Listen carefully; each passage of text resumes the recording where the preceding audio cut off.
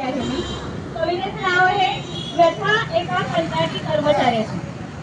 कंत्राटी कंत्राटी कंत्राटी म्हणत लावले आम्हाला कामाला या सरकारने।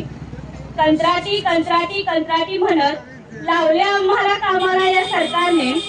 शासन सेवेत नियमित करा आम्हाला म्हणताना सरकारने हात मात्र केले उताने। शासन सेवेत नियमित करा आम्हाला म्हणताना सरकारने हात मात्र केले उताने।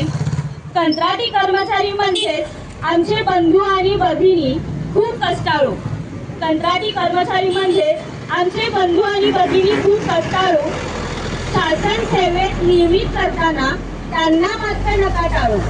शासन सेवेत नियमित करताना त्यांना मात्र नका टाळू। व्यथा आहे एका कंत्राटी कर्मचाऱ्याची। व्यथा आहे एका कंत्राटी कर्मचाऱ्याची। माझे वेतन इतके कमी, मग मी घर कसं चालवू? मुलांच्या शिक्षणाची फी कशी भरू? स्वतःचे आजारपण कसे निस्तारू? या आणि अशा अनेक प्रश्नांनी ग्रासले आहे आम्हाला। देवा तूच सांग आता याचे उत्तर कसे शोधू? देवा तूच सांग आता याचे उत्तर कसे शोधू? कंत्राटी असलो तरी आम्हीही माणसेच आहोत। कंत्राटी असलो तरी आम्हीही माणसेच आहोत। त्या आम्हालाही आमच्या हक्काचे समान काम आणि समान वेतन द्या। आम्हाला आमच्या हक्काचे समान काम आणि समान वेतन द्या। आम्हालाही ईपीएफचा लाभ द्या। आम्हालाही ईपीएफचा लाभ नका डावलो आम्हाला द्या। आम्हालाही मदतीचा हात करा। आम्हाला शासन सेवेत नियमित करण्याचा अट्टहास करा।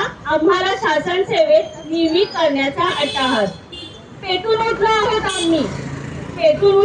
आम्ही आमच्यावरचा कंत्राटी शब्दाचा कलंक पुसायला। पेटून उठलो आहोत आम्ही आमच्यावरचा कंत्राटी शब्दाचा कलंक पुसायला। द्या आम्हाला आमच्या हक्काच्या गोष्टी द्या। आम्हाला आमच्या हक्काच्या गोष्टी, नाहीतर खाली डोकं वर पाय करायला लावू आम्ही या सरकारला।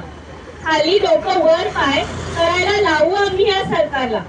जाता जाता एवढंच म्हणेन शिवबांचे मावळे आणि जिजाऊंच्या लेकी आहोत आम्ही।